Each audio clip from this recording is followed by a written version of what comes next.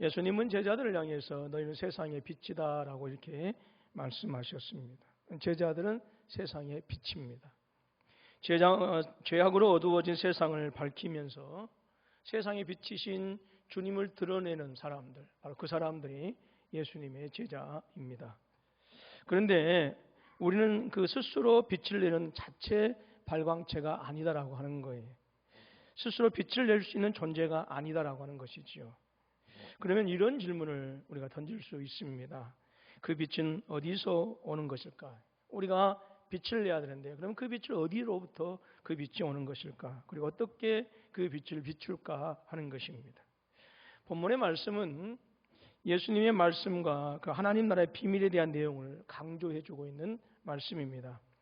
하나님의 백성 없이 하나님의 통치가 임할 수 있을까요? 절대 그럴 수는 없습니다. 하나님의 나라가 사람이셨던 주님을 통해서 임하셨던 것처럼 하나님의 나라는 하나님의 말씀을 듣고 또 그 하나님의 말씀을 실천하는 사람들을 통해서 하나님의 통치가 이루어지기 때문에 그만큼 이것은 제자들의 역할과 사명이 중요하다라고 하는 그런 이야기입니다. 자신의 안위보다 하나님의 나라를 더 소중히 여기는 그러한 사람들을 통해서 하나님 나라는 성장하고 하나님의 나라는 확장되어져 가는 것입니다. 자, 그렇다고 한다면 이 하나님의 사람들은 어떤 사람들인가 하는 것입니다. 이 시간에는 하나님 나라의 제자들이라고 하는 이 제목의 말씀을 통해서 저와 여러분들의 신앙의 정체성을 다시 한번 확신하고 세워가는 시간이 되시기를 주님의 이름으로 축원합니다. 게네사렛 호수는 우리가 이제 갈릴리 호수라고도 합니다만은 오늘 본문에서는 이제 게네사렛 호수라고 소개되어져 있는데요. 5장 1절과 2절 말씀, 그리고 8장 22절로 23절 말씀, 그리고 26절로 39절에 게네사렛 호수로 이렇게 소개되어져 있습니다. 이 갈릴리 바다는 여러분 지도를 보시면 아시겠지만 하프 모양으로 되어 있고요. 가장 깊은 곳은 한 45m 정도 되어지고 좌우의 이 넓이는 약 12km 정도, 그리고 남북의 길이는 21km 정도, 그리고 둘레는 한 65km 정도 된다고 이렇게 합니다. 지금도 이 갈릴리 바다에서는요 1m 50 이상 되는 대형 물고기들이 아주 흔하게 잡히고 있습니다. 그런데 이제 2000년 전에 예수님 당시의 시대와는 다르게 지금은 이 갈릴리 바다에서 고기잡이를 생업으로 하고 있는 사람들은 불과 몇 가정밖에 되지 않는다 제가 들은 적이 있습니다. 이 사람들은 이 호수를 게네사르라 이렇게 불렀어요. 그래서 5장 1절에서 누가는 이 호수를 가리켜서 게네사렛이라 이렇게 칭하고 있고요. 5장 2절과 8장 22절과 23절 그리고 33절 말씀에는 림넨이라고 하는 단어를 사용해서 호수로 이렇게 표현하고 있습니다. 이 지역은 게네사렛은요 갈릴리 북서쪽에 있는 그런 지역이고요. 대단히 호수 때문에 비옥한 그런 지역이었다고 합니다. 풍성한 물고기가 아주 풍성했기 때문에 자연스럽게 이 게네사렛 지역은 어업의 중심지가 될 수 있었습니다. 이 갈릴리 호수는 해수면보다 약 200m 낮은 곳에 위치하고 있고 그 주위에는 산과 골짜기로 둘러싸여 있습니다. 참고로 사해 바다는 이 갈릴리 바다에서부터 밑으로 남쪽으로 한 100여 킬로가 이렇게 떨어져 있는데 사해 바다는 해수면보다 한 470m, 그래서 세계에서 가장 낮은 지역에 위치하고 있는 호수가 이 사해 바다라 합니다. 이 갈릴리 호수는 북쪽의 헐몬산을 비롯한 주변 산에서 불어오는 그 차가운 공기가 수면에서 올라오는 따스한 공기가 부딪혀 가지고 거기에서 폭풍이 일어나고 있는데 오늘 본문 속에서 일어나고 있는 이 폭풍도 바로 그런 종류의 폭풍입니다. 본문은 세 부분으로 나눌 수가 있습니다. 16절로 18절 말씀을 통해서 우리 예수님께서 한 비유를 통해서 영적인 교훈을 주시는데 등불의 비유를 들어서 설명을 해주고 있습니다. 제자들이 하나님 나라의 비밀을 아는 특권을 가졌는데 이 하나님의 나라는 이제 이 제자들을 통해서 알려지게 된다라고 하는 그런 말씀이고요. 19절로 21절 말씀에서는 진정한 예수님의 가족이 누구냐라고 하는 새로운 가족에 대한 기준을 우리에게 말씀해 주고 있고 22절과 25절 말씀을 통해서는 바람을 잔잔하게 하시는 예수님을 통해서 인생의 모든 환난과 어려움을 만났을 때에 예수님을 바로 아는 것이 모든 시험과 환난을 이기는 비결이다라고 하는 것을 우리에게 말씀해 주고 있습니다. 자, 이제 좀 더 자세하게 본문의 말씀을 들어가 보도록 하겠습니다. 16절로 18절 말씀은 등불의 비유입니다. 우리가 지난주에 네 종류의 땅에 대해서 우리가 살펴보았습니다만은 이 네 종류의 땅에 대해선 땅을 우리가 들으면서 거기서 강조한 것이 있었죠. 그것은 말씀을 듣는 자들의 태도를 강조한다라고 했습니다. 오늘 등불의 비유에서도 역시 마찬가지입니다. 이 등불의 비유를 통해서 우리에게 강조해주고 있는 것은 하나님의 말씀을 듣는 자들의 태도가 얼마나 중요한가라고 하는 것을 말씀해주고 있습니다. 16절 말씀 보게 되어지면 누구든지 등불을 켜서 그릇으로 덮거나 평상 아래 두지 아니하고 등경 위에 두나니 이는 들어가는 자들로 그 빛을 보게 하려 함이라 그랬습니다. 사진을 좀 같이 보여주시면 감사하겠습니다. 자, 등경은요 어떻게 생겼냐면 보입니까? 제가 찍어가지고 온 거예요. 여러분, 이 촛대를 올려놓은 받침대를 등경이라고 이렇게 얘기합니다. 그래서 벽에 이렇게 붙여놨어요. 근데 누구든지 등불을 켜서 그릇으로 덮거나 평상 아래, 평상은 우리가 쉽게 생각하면 어떻게 네 다리 달린 것을 생각할 수 있겠지만 영어 성경에 보니까 베드로 이렇게 번역을 해놨습니다. 그러니까 침대 아래 두지 않는다라고 하는 거예요. 등불을 켜면 이렇게 등경 위에 올려놓는 거예요. 자, 또 하나 사진 또 그렇습니다. 등불은 어떤 공간에 들어오는, 그러니까 집이라고 하는 공간에 들어오는 사람들을 위해서 필요합니다. 특별히 저녁 식사에 손님을 초대한 경우에는요, 이 등불이 더욱더 필요합니다. 근데 여기서 이 등불과 빛은요 서로 달라요. 등불은 헬라어로 이크로스라고 이렇게 얘기하고요. 또 이 빛은 포스라고 이렇게 얘기를 하고 있습니다. 이 니크로스라고 하는 이 등불은 하나님의 말씀을 마음으로 새긴 깊이 받아들인 그러한 사람들, 그러한 제자들을 말씀하고 있고요. 포스라고 하는 이 빛은 예수님의 가르침이나 예수님의 교훈을 얘기하고 있는데 천국에 대한 복음도 역시 포스, 빛이라고 할 수가 있습니다. 등불은 들어오는 사람들이 빛을 볼 수 있도록 등경 위에 놓는 것입니다. 여기서 들어오는 사람들은 어떤 사람들을 얘기하느냐 하면 복음의 빛을 보아야 하는 사람들을 얘기하는 거예요.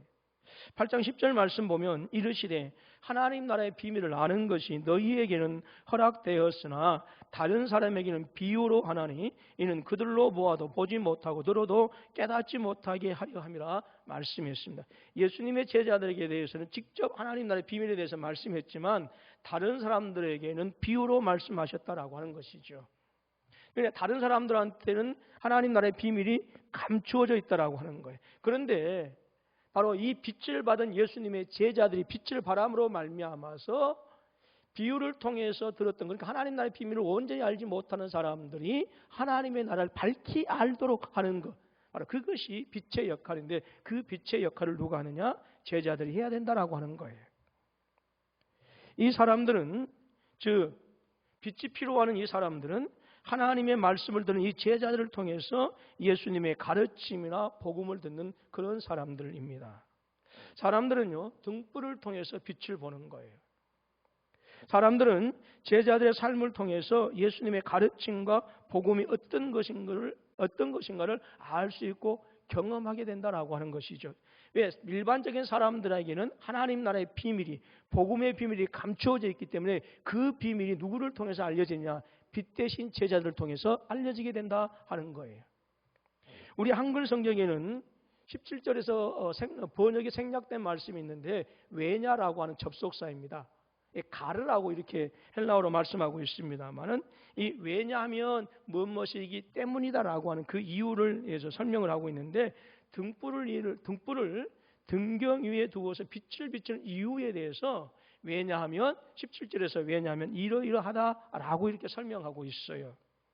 근데 등불의 빛은 숨어 있는 것을 드러내고 감추어진 것을 알려준 역할을 한다 하는 거예요. 그와 같이 하나님 나라의 비밀, 즉 감추어진 미스테리온이라고 하는 이 비밀은 주님이 오시기 전에는 숨겨지고 감추어졌어요. 그래서 지난주에 말씀드렸던 것처럼 다니엘이 종말에 있을 일에 대해서 계시를 받았지만 다니엘은 그 계시받은 그 하나님 나라의 비밀을 온전히 알지 못했어요. 즉 예수님 오시기 이전에 구약의 선지자들이 하나님 나라의 계시를 받았음에도 불구하고 그들이 온전히 하나님 나라의 비밀을 알 수 없었다라고 하는 거예요. 근데 이 감추어졌던 하나님 나라의 비밀이 이제 예수님께서 오셔서 예수님이 증거한 말씀과 그리고 예수님께서 행하신 이적과 기적들을 통해서 제자들에게 직접 알려지게 되어졌다. 그것을 우리가 조금 더 어려운 말로 계시라고 이렇게 얘기합니다. 이것은 하나님의 목적이 있다라고 하는 거예요. 하나님은 바로 이 제자들로 하여금 하나님의 비밀을 깨닫게 해서 이 제자들로 하여금 하나님의 비밀을 세상에 알리도록 하시기 위해서 하나님께서는 제자들에게는 구약시대에 때는 감추어졌던 그 하나님 나라의 비밀을 제자들에게는 온전히 다 가르쳐 주신, 즉 계시해 주신 거예요. 자, 사도행전 2장 36절 말씀 보면 이렇게 증거합니다. 그런즉 이스라엘 온 집은 확실히 알지니 너희가 십자가에 못 박은 이 예수를 하나님이 주와 그리스도가 되게 하셨느니라 말씀하셨어요. 이제 이스라엘 온 집은 확실하게 알지니 그랬어요. 구약에서는 감추어졌던 하나님의 비밀, 복음의 비밀이 이제는 예수 그리스도를 통해서 확실하게 알려졌기 때문에 너희가 예수 그리스도를 확실하게 알아야 된다라고 하는 말씀입니다. 이와 같이 하나님의 비밀이 제자들을 통해서 온 세상에 알려주고 있기 때문에 예수님의 말씀을 듣는 그러한 사람들은요, 어떤 태도로 듣고 있는지 살펴봐야 된다라고 하는 거예요. 18절 그 전반부의 말씀 보니까 그러므로 너희가 어떻게 들을까 스스로 삼가라라고 말씀했어요. 듣는 태도를 강조해 주고 있는 거예요. 가진 자들에게는 더 많이 주어질 것입니다라고 말씀합니다. 하나님의 말씀을 진중하게 듣고 순종하는 사람들은 말씀을 소유하게 된다라고 하는 것이고요. 씨가 좋은 땅 안으로 심겨진 것처럼 하나님의 말씀을 인내함으로 지키기 때문에 말씀이 그 사람의 삶을 통해서 나타나고 성취되어지고 구현된다라고 하는 것이지요. 결국 이렇게 말씀을 진중하게 듣고 그 말씀을 생명으로 받는 그런 하나님의 사람들에게는 결국 마지막에 있을 그 주님과 함께 있게 되어질 그 잔치를 즐기는 감격에 들어가게 된다라고 하는 것이 주님의 가르침입니다. 반면에 가지지 않는 자들은 가지고 있다고 생각하는 것마저 빼앗기게 된다라고 하는 것이죠. 즉 어떤 사람들은 나는 은혜 있다라고 생각하면서도 말씀을 듣는데 말씀을 청정하는데 소홀히 하게 되어지면 가지고 있는 은혜마저도 다 빼앗기게 되어진다라고 하는 거예요. 여러분 그래서요. 목사라고 해서 장로라고 해서 직분을 맡았다고 해서 다 은혜이시 사는 게 아니에요. 처음에는 은혜를 누렸지만 그 은혜를 더 깊이 누리지 아니하면 있는 은혜마저 다 빼앗기게 되어집니다. 30년, 40년 신앙생활을 했다고 해서 그분들이 더 하나님을 깊이 아름답게 섬기느냐? 아니다라고 하는 거예요. 말씀을 통해서 청정 말씀을 듣지 않고 말씀을 가까이 하지 아니하면 30년, 40년 신앙생활을 했을지라도 남은 것은 냉정한 신앙밖에 없습니다. 주의해야 됩니다. 이런 의미에서 그러므로 너희가 어떻게 들을까 스스로 삼가라. 누구든지 있는 자는 받겠고 없는 자는 그 있는 줄로 아는 것까지도 빼앗기리라고 하신 이 18절의 말씀은 1절에서 15절 말씀에서 우리가 이미 말씀을 받은 것처럼 씨가 뿌려진 땅의 비유와 자연스럽게 연결되어지고 있어요. 열매를 맺지 못하는 세 종류의 땅처럼 하나님의 말씀을 듣고도 외면하거나 일시적으로만 관심을 두고 많은 그러한 사람들은 들었던 말씀마저도 결국은 마귀에게 빼앗기는 결과를 가지고 온다 하는 것이지요.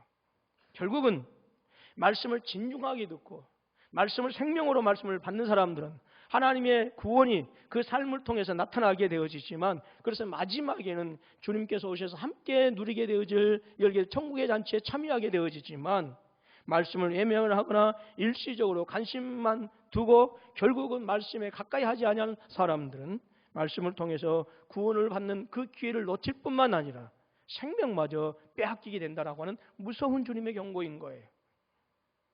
그러므로 제자들은 성도들은 하나님의 비밀을 알기 시작하는 것으로 만족하지 말고 즉 예수 그리스도가 하나님의 아들이다. 그를 믿으면 구원받는다라고 하는 이런 초보적인 신앙에서 만족하지 말고 더 깊은 하나님의 은혜를 누릴 수 있도록 좋은 땅의 태도를 가지고 예수님의 말씀을 끊임없이 듣고 청정하고 해야 된다라고 하는 것이 주님의 가르침입니다.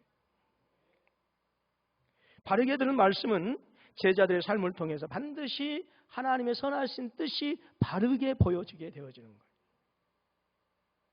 그렇기 때문에 세월이 갈수록 단순히 내가 성경의 어떤 지식을 아는 것으로 만족해하지 말고 우리는 그 말씀이 내 인격이 되어지고 내 생각이 되어지고 그 말씀이 나를 완전히 이끌어갈 수 있도록 말씀을 더 깊이 알고 깨닫기 위해서 성도는 말씀 보는 시간을 투자해야 되고 주의해야 된다라고 하는 거예요. 여러분, 우리는 이 말씀 속에서 제자들이 어떤 사람인가라고 하는 것을 보게 됩니다. 제자들은요, 어둠 속에서 빛을 내는 사람들이에요.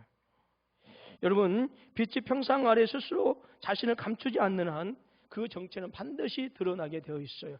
즉 빛을 통해서 사물들을 온전히 분간할 수 있다라고 하는 거예요. 등경 위에 있는데도 빛이 나지 않는 것은 빛이 아니기 때문에 그래요. 저와 여러분들이 예수를 믿는다고 하더라도 예수 그리스도의 빛이 드러나지 않는 것은 여러분 기분 상하실지 모르겠지만 진정한 성도가 아니다 그 말. 무엇보다도 그리스도의 빛 앞에서 숨을 수 있는 것은 아무것도 없어요.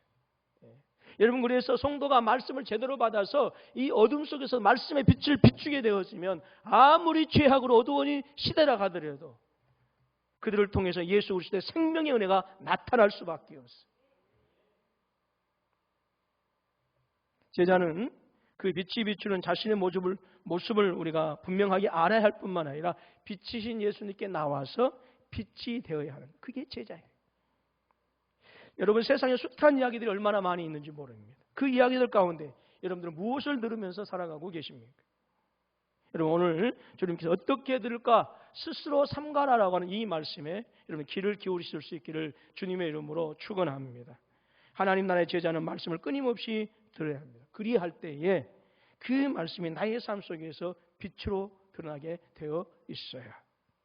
자, 이제 19절로 21절 말씀을 보면 진정한 가족의 의미를 주님께서 다시 새롭게 정의해 주고 있습니다. 즉 하나님의 말씀을 듣고 행하는 사람들이 예수님께서 말씀하시기를 나의 가족이다라고 그렇게 말씀하셨어요. 이 하나님의 말씀을 듣는 이 주제는요, 예수님의 가족이 찾아온 장면에서도 분명하게 보여지고 있습니다. 예수님의 어머니와 동생들이 예수님께 찾아왔지만 무리가 너무 많아서 예수님께 가까이 접근할 수가 없었어요. 그래서 어떤 사람이 예수님, 당신의 어머니와 동생들이 찾아왔습니다 라고 물었을 때에 하니까 예수님의 대답이 아주 냉정하게 들려집니다. 예수님은 그 말씀을 듣고 주위에 있는 제자들과 사람들을 가리키면서 뭐라고 하냐면 내 어머니와 내 동생들은 하나님의 말씀을 듣고 행하는 이 사람들이다 라고 그렇게 말씀하셨어요. 하나님의 말씀을 듣고 행하는 이 사람들이 나의 어머니와 동생들이다 라고 이렇게 말씀하시면서 예수 그리스도를 통해서 임하게 되어진 그 하나님 나라 안에서의 가족의 의미를 새롭게 정의해 주고 있어요. 그리고 가족의 의미를 확대시켜 주었습니다. 가족의 의미가 정의가 달라졌다라고 하는 거예요. 하나님의 말씀을 선포하시고 전하시는 예수님의 말씀을 생명의 말씀으로 받아들이고 그리고 그 말씀을 들은 대로 실천하는 사람들이 예수님의 가족이다라고 하는 거예요. 믿습니까? 예. 육신의 가족을 외면한 것도 거부한 것도 아닙니다. 우리 예수님은 십자가라고 하는 그 끔찍한 고난의 현장 속에서도 제자를 향해서 그 육신의 어머니 마리아를 부탁할 정도로 예수님은 가족을 소중히 여기셨던 분이에요. 무엇을 말씀해 주고 있어요? 제자는 육적인 관계에 연연하지 않는다라고 하는 거예요. 동시에 하나님의 말씀을 따라서 살지 않으면서 잘 모이기만 해도 예수님의 가족이 된다라고 하는 그런 의미는 아니에요. 그래서 성도들이 친한 사람끼리 모여가지고 자기들끼리 으쌰으쌰 하면서 물론 이것도 하나의 좋은 모습이긴 하지만 항상 우리는 살펴야 되는 게 인간적인 유대감은 강화되고 있지만 그 인간적인 유대감이 강화되어진 대신에 혹시라도 그 관계 속에서 예수님이 소외되고 있지 않는지 늘 살펴야 돼요. 그래서 예수 믿는 사람들끼리 모여가지고 같이 운동하고 같이 취미생활하는 사람들은요 정말 이 부분 살펴야 됩니다. 여러분, 말씀 순종이 없는 가족이나 말씀 순종이 없는 공동체와 일과 교제에서 우리를 하나로 묶으시는 주님은요 얼마든지 소외될 수 있다라고 하는 거예요. 인간적인 유대감은 진해질 수 있을지 모르겠지만 예수님이 소외되어진다고 한다면 그것은 진정한 그리스도인의 공동체라고 할 수 없어요. 그래서 그리스도인의 진정한 공동체는 그리스도와 함께 말씀을 듣고 말씀을 청종하는 그 가족으로 우리가 묶여져 있어야 되고, 그렇게 우리가 그러한 가족의 의식을 가져야 된다라고 하는 것이죠. 여러분, 그래서 바로 예수님은 오늘 본문의 말씀을 통해서 바로 가족에 대해서 새롭게 정의하시는데, 말씀을 청종한 사람들이다, 말씀을 행하는 사람들이다라고, 이 사람들이 진정한 제자들이다라고 하는 것이죠. 예수님의 모친과 그 동생들은 혈육으로 따진다고 한다면 세상에서 가장 가까운 사이입니다. 그러나 지금 그들이 주님께 찾아온 것은 예수님께서 증거하신 진리의 복음을 전하기 위해서 찾아온 것이 아니고, 마가복음 3장 21절에 의하면 예수님이 미친 사람으로 소문났기 때문에 예수님을 붙들러 예수님께 온 사람들이었어요. 그렇다고 한다면 아무리 육신적인 혈연으로 가까운 사이일지라도 예수님께서 전하신 진리와는 상관없는 사람들이기 때문에 예수님의 제자가 아니다라고 하는 거예요. 여러분, 예수님의 말씀을 듣는다라고 하는 것은요, 단순히 들음을 말하는 게 아닙니다. 예수님의 말씀을 듣는다라고 하는 것은요, 예수를 나의 구주, 나의 하나님으로 받아들이는 거예요. 예수님의 말씀을 듣는다라고 하는 것은 예수님의 말씀을 내 삶의 절대 기준으로 삼는 것이고요, 예수님의 말씀을 듣는다라고 하는 것은 예수님의 말씀을 내 생명으로 삼는 것을 의미하는 거예요.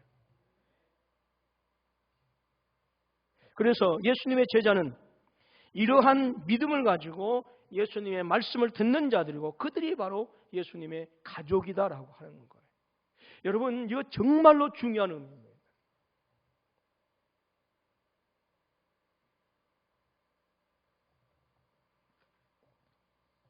오늘날 저와 여러분들에게 들려주신 하나님의 말씀이 공자왈 맹자왈 하는 그 옛 성경의 교훈이 아니라 우리에게 들려주신 그 하나님의 말씀, 우리에게 들려주신 그 성경은 천지를 창조하신 영원하신 하나님의 말씀이다라고 하는 거예요. 우리가 그 말씀을 듣고 있다라고 하는 거예요. 그 말씀을 주님께서 주셨다라고 하는 거예요. 그 말씀을 가까이 해야 된다라고 하는 거예요. 그래서 여러분, 주의 말씀을 늘 가까이 하시고 그 말씀을 통해서 하나님의 음성을 듣는 우리 모두가 되실 수 있기를 주님의 이름으로 축원합니다. 22절로 25절 말씀은 바람과 물결을 꾸짖으신 예수님을 우리가 만나게 됩니다. 이 말씀을 통해서 예수님을 더 깊이 아는 것이 모든 시험과 환난을 이기는 길이다라고 말씀해주고 있습니다. 8장 10절 말씀에 의하면 제자들은 예수님께서 증거하신 말씀과 예수님의 사역을 통해서 구약의 선지자들에게는 성도들에게 감추어졌던 그 하나님 나라의 비밀을 알기 시작합니다. 그런데 예수님의 제자라고 한다면 단순히 아는 것만으로 그치지 아니하고 계속해서 예수님의 정체에 대해서 더 깊이 알아야 된다 하는 거예요. 많은 믿음의 성도들이요, 상식선에서 성경을 알고 있는 경우들이 많이 계세요.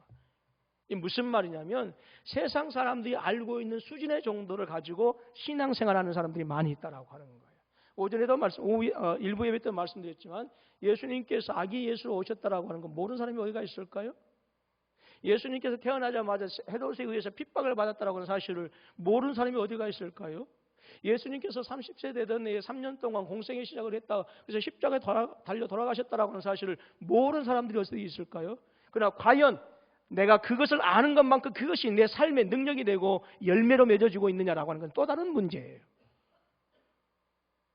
목사이기 때문에, 장로이기 때문에, 30년 40년 신앙생활을 했기 때문에 예수님의 십자가의 삶이 자연스럽게 내 삶 속에서 구현되고 나타나고 성취되어집니까? 절대 아닙니다. 그래서 우리는 상식선에서 알아서는 안 되는 거예요. 여러분, 상식선에서 성경을 알면 지식은 될지언정 주님을 온전히 알 수가 없고, 상식선에서 성경을 알게 되어지면 결코 그 성경의 지식들은 우리를 생명에 이르게 하지 못한다라고 하는 거, 여러분 분명히 기억하시기 바랍니다. 제자들은 예수님의 말씀에 풍랑이 잔잔해지는 놀라운 장면을 목격하게 되어지죠. 얼마나 놀랐겠어요. 제자들은 어려서부터 그 풍랑을 보고 자랐어요. 그 풍랑 속에서 많은 사람들이 죽었다라고 하는 사실을 알았던 사람들이에요. 그래서 그 풍랑이 일어났을 때 겁이 나서 우리가 죽게 되었습니다라고 예수님을 황급하게 깨우게 되어지지요. 여러분, 제자들이 지키고 순종해야 되는 말씀, 저와 여러분들이 지키고 순종해야 되는 그 말씀은 바로 천지를 창조하신 전능하신 말씀이고, 그 흉폭한 갈릴리 바다의 바람과 바다를 잔잔케 하셨던 말씀이다라고 하는 거예요. 이 사건은 예수님과 제자들이 배에 올라서 갈릴리 호수 건너편으로 건너던 중에 일어나게 되어집니다. 배를 타고 갈 때 예수님은 주무시고 계셨습니다. 갑자기 광풍이 호수에 불어 닥쳤어요. 광풍은 아래에서 위로 힘으로 치는 해오리 바람입니다. 모든 것을 삭혀버릴 수 있는 강력한 바람이에요. 그래서 광풍이 내려오다 또는 내리침해라고 표현했는데, 호수에서 차가운 따스한 바람과 산속에서 불어오는 그 차가운 바람이 부딪혀가지고 갈릴리 바다가 요동하게 되어진 것이죠. 갈릴리 바다에서 이골이 날 정도로 생활했던 그런 사람들이었지만, 제자들은 자신들의 경험과 지식으로 이 거친 풍랑을 어찌할 수 없음을 깨닫습니다. 그래서 예수님을 황급하게 깨웁니다. 그러면서 그렇게 부르짖습니다. 주여, 주여, 우리가 죽어가고 있습니다. 마치 시편 43편 23절로 24절에서 다윗이라고 하는 사람이 고백했던 것처럼 그렇게 고백하고 있는 거예요. 주여 깨소서, 어찌하여 주무시나이까? 일어나시고 우리를 영원히 버리지 마소서. 어찌하여 주의 얼굴을 가리시고 우리의 고난과 압제를 잊으셨나이까? 지금 그런 심정으로 외치고 있는 거예요. 예수님께서 일어나셔서 바람과 성난 파도를 꾸짖으시니까 호수가 잔잔해졌습니다. 누가복음에서 이 꾸짖다라고 하는 말은요, 헬라어로 에피티마오라고 이렇게 얘기합니다. 에피티마오라고 이렇게 얘기하는데, 이 에피티마오라고 하는 것은 4장 35절 말씀 그리고 39절 말씀 보게 되어지면 귀신을 꾸짖고 열병을 꾸짖었다라고 할 때 이 에피티마라고 하는 이 꾸짖다라고 하는 단어를 사용하셨어요. 예수님께서 바람과 바다를 향해서 꾸짖으시고 명령하셨을 때도 이 에피티마오라고 하는 이 귀신과 열병을 꾸짖으셨을 때 그 말을 사용하신 거예요. 25절 말씀 보니까 제자들이 예수님의 꾸짖은 것을 명령하신 것으로 이렇게 받아들이고 있는데요. 그들이 두려워하고 놀랍게 여겨 서로 말하되 그가 누구이기에 바람과 물을 명함에 순종하는가 하더라 했습니다. 예수님께서 악의 세력을 꾸짖고 제자들 공격하지 못하도록 명령하신 것입니다. 구약의 말씀에도 폭풍이 잠잠하게 되어졌다. 즉 하나님께서 바다를 꾸짖으셔서 잠잠하게 되어졌다라고 하는 표현들이 많이 나옵니다. 당시의 유대인들은요, 무질서와 악의 세력이 어디서부터 출몰하는가? 바다에서부터 출몰한다라고 그렇게 했어요. 그래서 우리가 요한계시록에서 수요일날 계속해서 살펴고 드디어 마쳤습니다만은 요한계시록 13장 1절에 보게 되어지면 10뿔 달린 머리는 7이고 10뿔 달린 그 짐승이 바다에서 올라왔더라라고, 이게 사탄을 얘기하지요. 이것을 얘기합니다. 당시의 유대인들은 모든 악한 것과 그리고 무질서와 악의 세력이 어디에서부터 올라온다? 바다에서부터 올라온다라고 하는 그런 의식을 가지고 있었어요. 그래서 여러분, 예수님께서 꾸짖으셔서 바다를 잠잠하게 하셨다라고 하는 것은, 이런 바다를 제어하셨다라고 하는 이것은 하나님께서 당신의 백성들을 보호하시고 지키신다라고 하는 것, 이것을 이 기적을 통해서 우리에게 보여주시고자 하신 거예요. 시편 89편 8절로 11절 말씀 우리 같이 한번 읽어볼까요? 예. 시작. 주와 같이 능력이 있는 이가 누구오리까? 여호와의 주의 성실하심이 주를 돌렸나이다. 주께서 바다의 파도를 다스리시며 그 파도가 일어날 때에 잔잔하게 하시나이다. 주께서 라합을 죽임다.